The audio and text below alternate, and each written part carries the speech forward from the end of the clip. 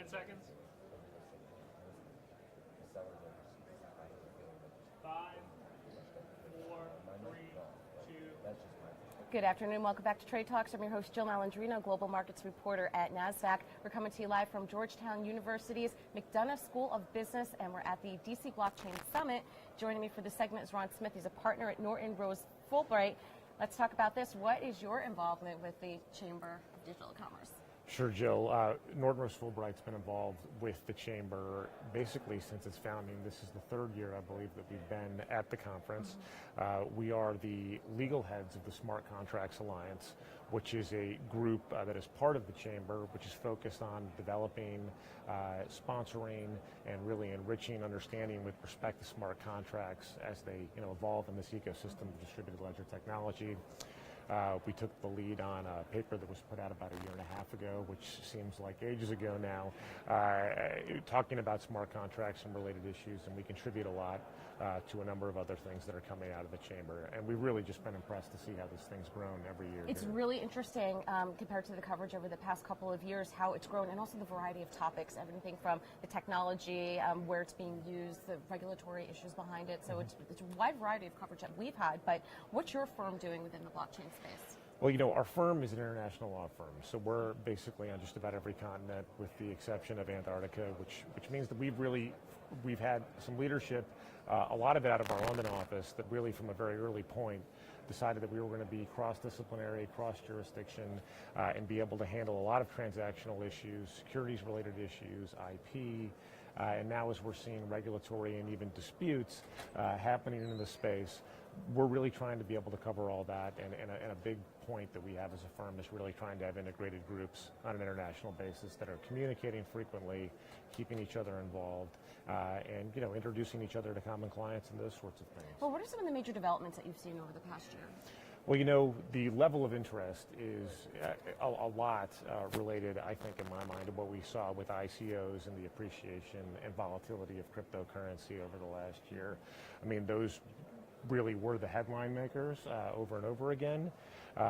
The regulatory issues beyond that we've seen a lot of pronouncements come out of the SEC and the CFTC and a lot of things having to do with money transmitter laws. The regulators are very focused on this space, which is something that is, I guess maybe it's not surprising, but it's a significant development. And they're doing it, I think, in a thoughtful and intelligent way in lots of circumstances. But they really are on this stuff and they want to understand it. And the level of involvement, the level of engagement is just very high. So that's something that we've seen a lot of over the last year. And just also the mainstream, how this is becoming more and more of kind of a mainstream thing. The feeling here is very, very different. And the feeling that these conferences have evolved over the course of the last couple of years, not just this one, but others, where you're really seeing a different broader type of individuals like you're talking about, broader types of issues. It's kind of moved and evolved from kind of the cypherpunk stuff into something that's very different. Although there are plenty of the libertarian cypherpunks around, and it's a great mix of individuals. Well, I think it's interesting that the regulators are getting in early rather than being reactive to it. So I'm curious to see how this plays out as well. But to wrap up, what are your thoughts in terms of legislative efforts in this space? Because as we were talking before, there really is no precedent for it yet, anyway.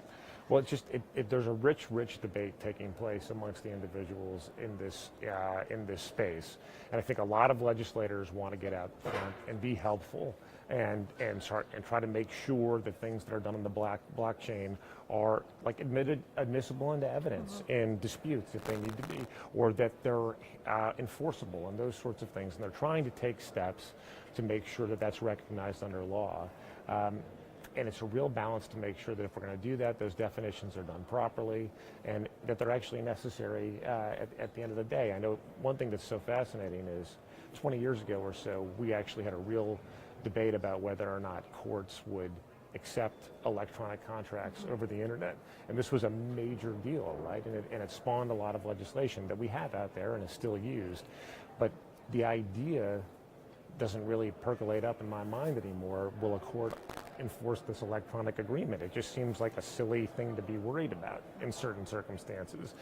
And are we really doing that right now with respect to blockchain? Are we worried about something that a few years down the line, when people get comfortable with this, is going to be something that is not as big of a deal as we really think it is? And will we look back in retrospect and say, gosh, I can't believe we were so worried about that? So having that kind of perspective is I think, important. It'll be interesting to have a conversation with you 5 to 10 years from now, because the landscape, I'm sure, you will be very busy, that's for sure. That's the hope, that's the hope.